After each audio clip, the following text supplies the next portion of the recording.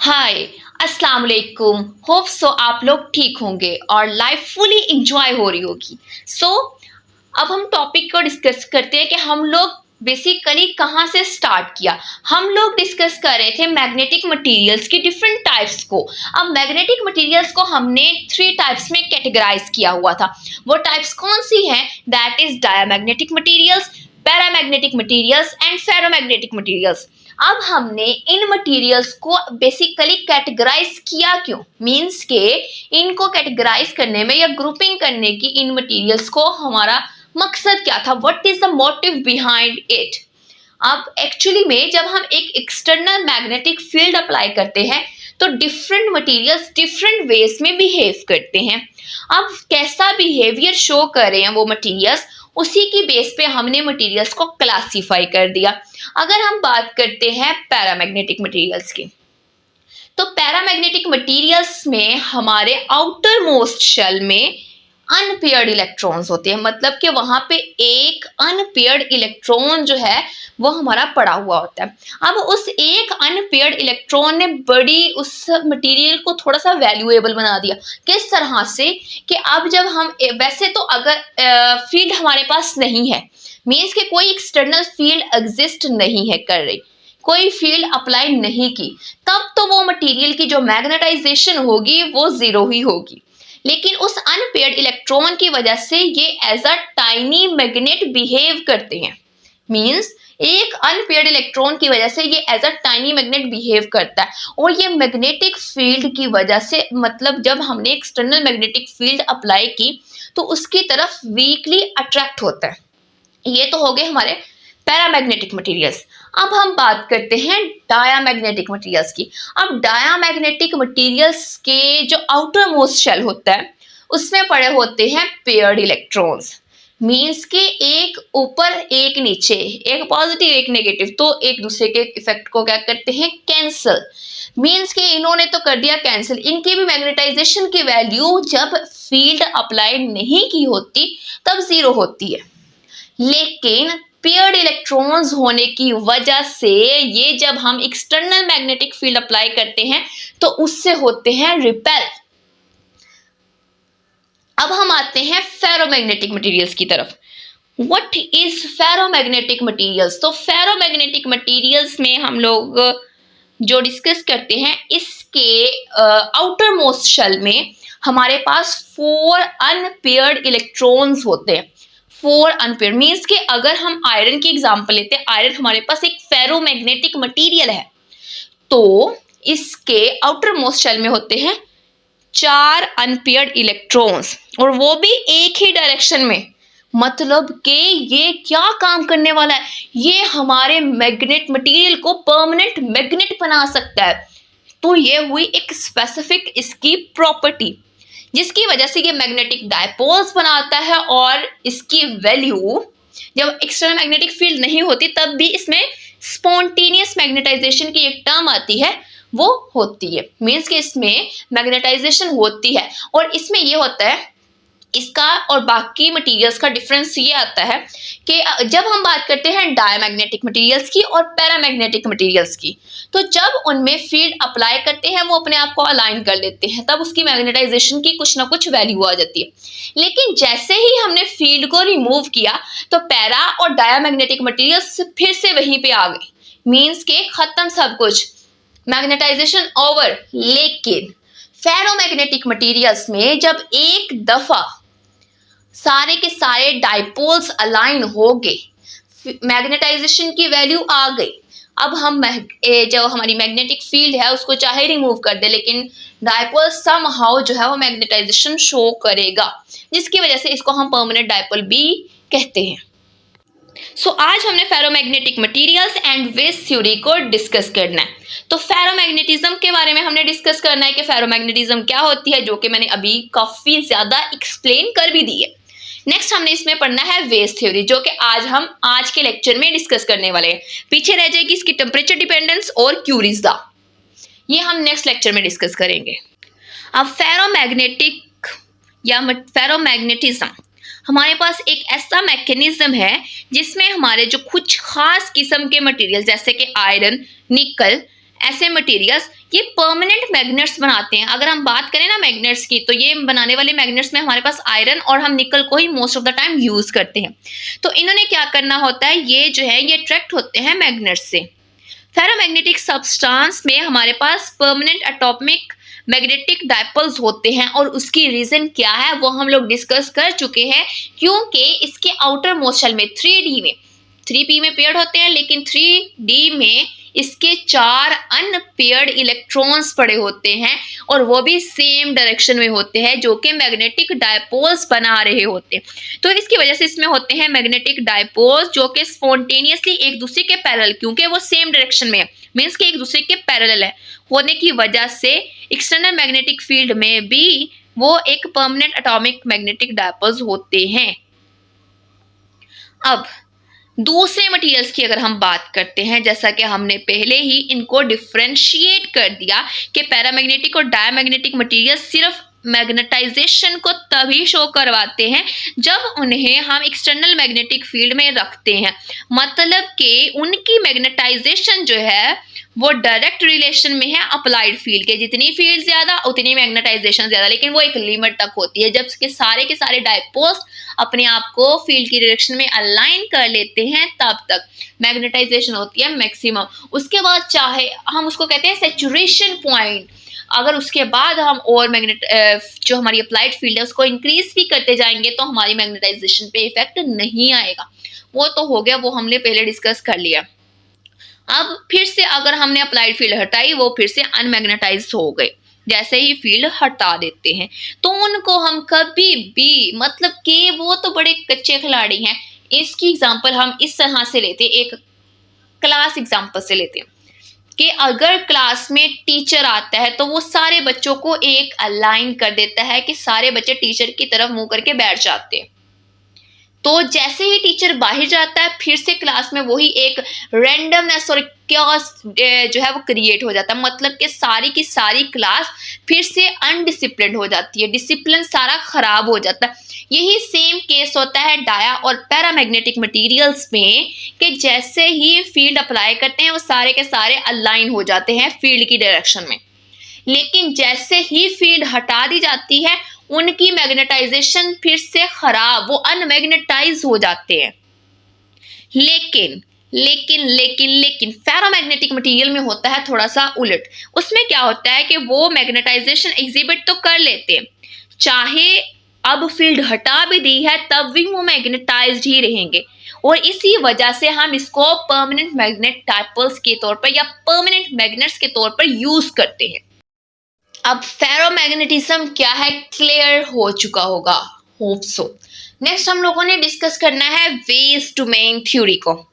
1907 में हमारे पास एक साइंटिस्ट थे वेज, उन्होंने फेरोमैग्नेटिज्म को एक्सप्लेन किया एक थ्योरी के साथ, जिसे हम कहते हैं डोमेन्स थ्योरी। उस डोमेन्स थ्योरी के थे हमारे पास 2 पोस्टुलेट। पहला पोस्टुलेट है फेरोमैग्नेटिक डोमेन्स का। अब इस फर्स्ट पोस्टुलेट के according to Weiss, the atoms of ferromagnetic materials like iron are grouped together in a small region called domains.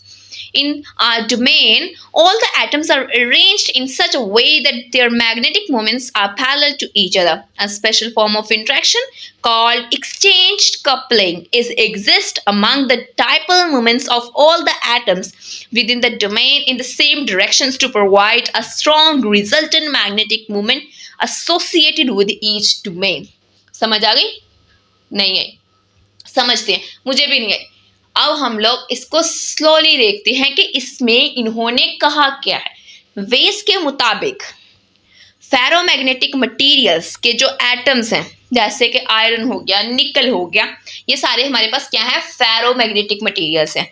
अब फेरोमैग्नेटिक मटेरियल्स के जो एटम्स हैं इनको हम कर देते हैं ग्रुप्स में डिवाइड। मतलब कि हमारे पास मटेरियल्स में जितने एटम्स हैं ना, हमने उनकी बना दिए ग्रुप्स,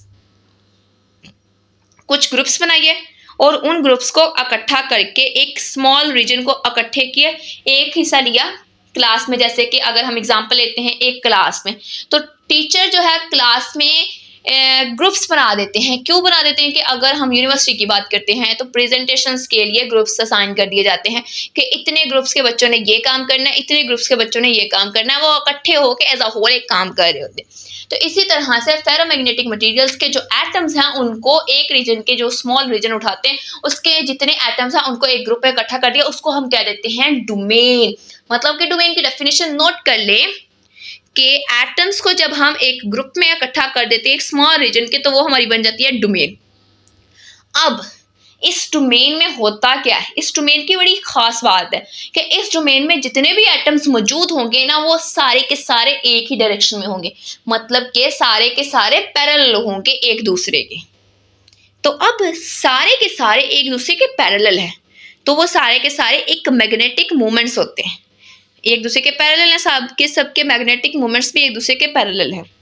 तो इससे एक खास किस्म की इंटरेक्शन, मतलब कि अब इसका कैसे हम एक्सप्लेन कर सकते हैं कि अगर एक ग्रुप में सभी के सभी इंटेलिजेंट स्टूडेंट्स आ गए तो उन सब का जो मेंटालिटी लेवल है, उन सब के जो पॉइंट्स हैं, पॉइंट ऑफ व्यू है, वो इक्वल होगा। ना कि एक ऐसा स्टूडेंट जो कि बड़ा हाई लेवल का है, दूसरा जिसका थोड़ा सा नील टाइप है, तो कैसे वो एक दूसरे को मैचअप करेंगे। इसी तरह से अगर एक सारा जो है ग्रुप वो इंटेलिजेंट स्टूडेंट्स का है तो वो एक दूसरे के मेंटल लेवल को करेंगे और एक दूसरे से क्वेश्चनिंग करेंगे, जिससे इनके दरमियान में एक बड़ी स्पेशल काइंड की इंटरेक्शन डेवलप होगी। तो इसी तरह से इनके मैग्नेटिक मोमेंट्स जो है वो पैरेलल होते हैं एक दूसरे के और इससे एक स्पेशल फॉर्म की इंटरेक्शन इनके दरमियान में डेवलप हो जाती है, जिसको हम कहते हैं एक्सचेंज कपलिंग। अब इसने करना क्या होता है, ये डायपोल मोमेंट्स के दरमियान में होती है, जो तमाम एटम्स है ना एक डोमेन के अंदर। इसने क्या करना है, इसने एक रिजल्टेंट मैग्नेटिक मोमेंट जो है वो देना है हर डोमेन का। इसकी एग्जांपल के अगर हम ग्रुप्स की ही बात कर रहे हैं तो हर ग्रुप में एक ग्रुप लीडर होता है जो कि पूरे ग्रुप का रिप्रेजेंटेटिव होता है। तो अगर हम उस ग्रुप लीडर से बात करते हैं तो हमें पता लग जाता है कि इस ग्रुप के अंदर काम करने वाले स्टूडेंट्स या लोग जो हैं वो किस तरह से हैं। इसी तरह से डोमेन में होता है एक्सचेंज कपलिंग का, मींस की इंटरेक्शन होती है जो कि हमें एक रिजल्टेंट मैग्नेटिक मूवमेंट देता है जो कि उस पूरे के पूरे ग्रुप को बता रहा होता है, उस पूरे ग्रुप के साथ एसोसिएट होता है, मींस कि वो बेसिकली हमें उस डोमेन के बारे में बता रहा होता है। सो यहाँ से आप देख सकते हैं हमारे पास डोमेन्स भरी हुई हैं। ये देखें, ये हमारे पास एक डोमेन है, ये दूसरी डोमेन है। तो अगर आप एक डोमेन को देखते हैं उसमें तीन तीन उन्होंने एरोज लगाई और सारी की सारी एक दूसरे के पैरेलल हैं। इवन दो एक डोमेन दूसरे डोमेन्स के ऑपोजिट हो सकती है, लेकिन हम अभी बात कर रहे हैं एक डोमेन में और उस डोमेन के अंदर जितने भी मैग्नेटिक मोमेंट्स हैं वो सारे के सारे एक दूसरे के पैरेलल हैं। इसकी वजह से इसकी स्पेसिफिक स्पेशल इंटरेक्शन होती है जिसे हम एक्सचेंज कपलिंग का नाम देते हैं। अब ferromagnetic domains and spontaneous magnetization. अभी तक हमने पैरामैग्नेटिक मटेरियल्स पढ़े, डायमैग्नेटिक मटेरियल्स पढ़े, लेकिन उनमें हमने स्पॉन्टेनियस मैग्नेटाइजेशन का तो नाम सुना ही नहीं। मींस के ये एक न्यू कॉन्सेप्ट है जो कि हमें फेरोमैग्नेटिक मटेरियल्स में मिल रहा है।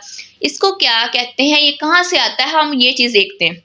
तो ये अब हम बात कर रहे हैं कि जब हमारे पास एक्सटर्नल फील्ड है ही नहीं, means in the absence of external magnetic field different domains have magnetic dipole moments pointing in different direction. जैसा कि हमने पीछे भी बात की कि अगर हम बात करते हैं एक डोमेन की, तो एक डोमेन में सारे के सारे जो मैग्नेटिक मोमेंट्स हैं वो तो एक डायरेक्शन में अलाइन होते हैं, लेकिन एक डोमेन की डायरेक्शन अगर अपवर्ड है तो दूसरी डोमेन जो है वो उसके ऑपोजिट हो सकती है। अब ये लाजमी तो नहीं है कि एक क्लास में सारे के सारे ग्रुप्स जो हैं वो इंटेलिजेंट बच्चों के हों, ऐसा भी हो सकता है। एक ग्रुप हाईली इंटेलिजेंट स्टूडेंट्स का, दूसरा ग्रुप एवरेज स्टूडेंट्स का, तीसरा ग्रुप जो है वो नील स्टूडेंट्स का है। तो मीन्स के हो गई ऑपोजिशन, बन गए डिफरेंट। तो इसी तरह से डोमेन्स अगर एक अप डायरेक्शन में तो दूसरी डाउन में, अगर एक लेफ्ट है तो दूसरी राइट है, तो डोमेन्स की डिफरेंट ओरिएंटेशंस होती हैं। हम बात कर रहे हैं डोमेन्स की, मैग्नेटिक मोमेंट्स की बात नहीं कर रहे। तो डिफरेंट डायरेक्शन में होने की वजह से ये एक इस्टेब्लिश करते हैं अपनी ही मैग्नेटाइजेशन, जिसे हम कहते हैं स्पॉन्टेनियस मैग्नेटाइजेशन। लेकिन लेकिन अब हर डोमेन की अपनी अपनी मैग्नेटाइजेशन तो है, लेकिन अगर हम उन सब का नेट निकालते, एक ऊपर है तो हम उसे कह देते हैं वो प्लस डायरेक्शन में, लेकिन एक डाउन में है तो उसकी माइनस है, प्लस माइनस कैंसिल। इसी तरह से left right cancel, up down cancel, left right cancel. तो वो एक नेट मैग्नेटाइजेशन की वैल्यू जो है उस टाइम पे तमाम डोमेन्स की जीरो होती है। मैग्नेटिक मोमेंट्स की एग्जैक्टली कैंसिल हो रही है, तो इस वजह से सारी की सारी डोमेन्स की जो मैग्नेटाइजेशन है वो कैंसिल हो रही है। अब एक फेरोमैग्नेटिक मटेरियल जो है वो यहाँ पे अनमैग्नेटाइज रहा, लेकिन फिर मैग्नेटाइज कैसे होता है? जब हम एक्सटर्नल फील्ड को अप्लाई करते हैं। अब हम क्या करते हैं, हमने एक फील्ड अप्लाई कर दी। अब जब हमने फील्ड अप्लाई की तो तमाम की डोमेन्स जो हैं वो सारी की सारी अपने आप को मैग्नेटिक फील्ड की डायरेक्शन में अलाइन कर लेंगी और एक स्ट्रॉन्ग मैग्नेटाइजेशन जो है वो देंगी, क्योंकि एक तो मैग्नेटाइजेशन उन्होंने अपने आप को अलाइन कर लिया, तो बड़ी स्ट्रॉन्ग मैग्नेटाइजेशन यहाँ से हमें मिल रही है। अब फेरोमैग्नेटिक डोमेन्स में तकरीबन हमारे पास अगर बात करते हैं ना कि हमारे पास 10⁻18 to 10⁻12 cm³ का वॉल्यूम है, ये बहुत स्मॉल वॉल्यूम। तो इसमें तकरीबन हमारे पास 10⁻16 मैग्नेटिक डायपोल्स होते हैं, जो कि एक ह्यूज अमाउंट है। तो यहाँ से आप इसकी मैग्नेटाइजेशन की पावर का पता लगा सकते हैं कि कितनी स्ट्रॉन्ग होगी। सो नेक्स्ट हमारे पास आता है, ये तो हमने एक्सचेंज कपलिंग का, स्पॉन्टेनियस मैग्नेटाइजेशन का कॉन्सेप्ट ले लिया कि स्पॉन्टेनियस मैग्नेटाइजेशन हमारे पास बेसिकली किस तरह से हर डोमेन की डेवलप होती है। नेक्स्ट हमारे पास जो वेव थ्योरी का पोस्टुलेट है that is internal molecular field. अब इंटरनल मॉलिक्यूलर फील्ड कहाँ पे आती है? स्पॉन्टेनियस मैग्नेटाइजेशन हो रही है, लेकिन उसके पीछे रीजन क्या है वो हमें सेकेंड पोस्टुलेट से ही बेसिकली पता लगने वाला है। अब सेकेंड पोस्टुलेट के अकॉर्डिंग स्पॉन्टेनियस मैग्नेटाइजेशन हर डोमेन में होती है। कहाँ पे होती है? जब हमारे पास मैग्नेटिक फील्ड हमने अप्लाई नहीं की होती। तो अब स्पॉन्टेनियस मैग्नेटाइजेशन हमने कहा कि हमारे पास आती है, और वो हमने डिस्कस भी की थी जब हमारे पास फील्ड अप्लाई नहीं की थी।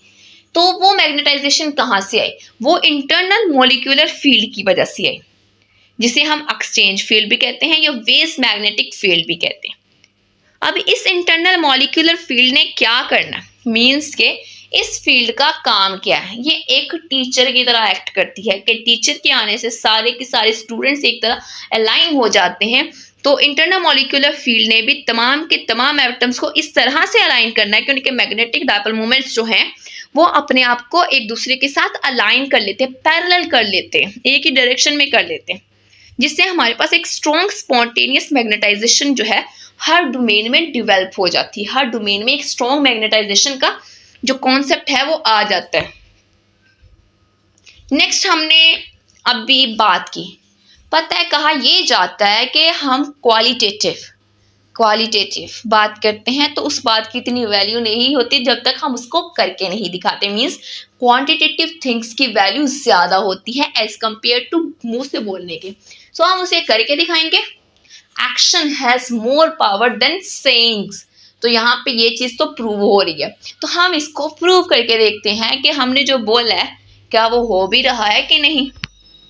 सो सेकंड पोस्टुलेट की मैथमेटिकल एक्सप्रेशन का हम अभी बात करने वाले हैं। तो इंटरनल मॉलिक्यूलर फील्ड Bm है हमारे पास, मॉलिक्यूलर फील्ड वो हमारे पास होती है म्यू नॉट लैम्डा m के। लैम्डा n जो है हमारे पास, लैम्डा बेसिकली कांस्टेंट है जिसे हम वेव कांस्टेंट कहते हैं, और ये टेम्परेचर पे डिपेंड नहीं करता। नेक्स्ट हमारे पास है m विच इज मैग्नेटाइजेशन। अब हमने जब एक फील्ड अप्लाई की, एक्सटर्नल मैग्नेटिक फील्ड दी, तो उसकी वैल्यू हमारे पास क्या होती है? म्यू नॉट h हमारे पास क्या है? मैग्नेटाइजिंग इंटेंसिटी है कि कितनी फील्ड हमने अप्लाई की है। अब इफेक्टिव B जो है वो हमारे पास बेसिकली कि कितनी फील्ड उस पर बेसिकली हो रही है। एक एक्सटर्नल फील्ड अप्लाई करें, एक उसकी इंटरनल मॉलिक्यूलर फील्ड है, दोनों का सम टोटल हमारे पास उस पर जितनी इफेक्टिव फील्ड लग रही है। तो हमने हमारी जो एक्सटर्नल मैग्नेटिक फील्ड है P प्लस हमारी जो इंटरनल मॉलिक्यूलर फील्ड है Bm, हमने दोनों को ऐड किया तो वो हमारे पास होगी effective field, effective magnetic field. ये टर्म हमारे पास आ रही है इफेक्टिव मैग्नेटिक फील्ड की। अब दोनों की वैल्यूज को हमने पुट किया, म्यू नॉट h। यहाँ से अगर हम देखें कि हमारा म्यू नॉट जो है वो कॉमन आ जाता है, तो हमारे पास अंदर जो वैल्यू बचती है that is h plus lambda m, ये टर्म बची, ये बच गई। तो अब हम क्या करते हैं, हम लेगमैन्स थ्योरी ऑफ पैरामैग्नेटिज्म से थोड़ी सी हेल्प लेते हैं। वहां से हम magnetic moment per unit volume को उठा के लाते हैं। उसकी वैल्यू हमारे पास होती है मैग्नेटाइजेशन की, वो है n pm²। pm हमारे पास मैग्नेटिक मोमेंट्स हैं, b मैग्नेटिक फील्ड अप्लाई कर रहे हैं, और ओवर 3 kT। के हमारे पास क्या है, Boltzmann constant, and t is the temperature. तो ये हमारी वैल्यूज हैं, हमने m की जगह पे इनको सब्सटीट्यूट कर देना है। और जहां पे हमारे पास b है ना, बेसिकली हम क्या करते हैं, b की जगह पे b इफेक्टिव लगा देते हैं, क्योंकि हम यहाँ पे b इफेक्टिव की बात करें, हमारे पास दो बीज हैं यहाँ पे, एक इंटरनल मॉलिक्यूलर फील्ड और दूसरी एक्सटर्नल अप्लाइड फील्ड है। तो हमने उसकी जगह पे b इफेक्टिव लगा दिया। बी इफेक्टिव की हमने वैल्यू सब्सटीट्यूट की, वैल्यू सब्सटीट्यूट करने के बाद 3 kT जो है ये हम उठा के इस साइड पे ले जाएंगे, यहाँ पे मल्टीप्लाई हो गया और ये टर्म आ गई। अब दो देखें, यहाँ पे भी हमारे पास m है और यहाँ पे भी हमारे पास m है। मैग्नेटाइजेशन हम फाइंड करना चाह रहे हैं, तो हम मैग्नेटाइजेशन वाली जो वैल्यूज है उनको ले जाएंगे एक तरफ, तो हमारे पास जो वैल्यूज आएंगी वो इस तरह से कुछ होंगी। अब यहाँ से m हम कॉमन ले लेते हैं, तो ये टर्म जो आ गई ये हम दूसरी तरफ डिवीजन में ले जाएंगे, यहाँ पे आ जाएगी इसके ओवर में। तो ये हमारे पास बेसिकली मैग्नेटाइजेशन की वैल्यू है फेरोमैग्नेटिक मटेरियल्स के लिए। सो ये था आज का हमारा लेक्चर। बाकी जो इसका रिमेनिंग पार्ट है कि टेम्परेचर डिपेंडेंस एंड क्यूरिजा, वो हम नेक्स्ट पार्ट में डिस्कस करेंगे, क्योंकि ये लेक्चर बहुत ज़्यादा लंबा हो गया। तो तब तक आप लोग इसके कॉन्सेप्ट्स को क्लियर करें, अगर क्वेश्चन हो तो वो हम लोग डिस्कस कर लेंगे, आप लोग बता सकते हैं। सो तब तक के लिए अल्लाह हाफिज़।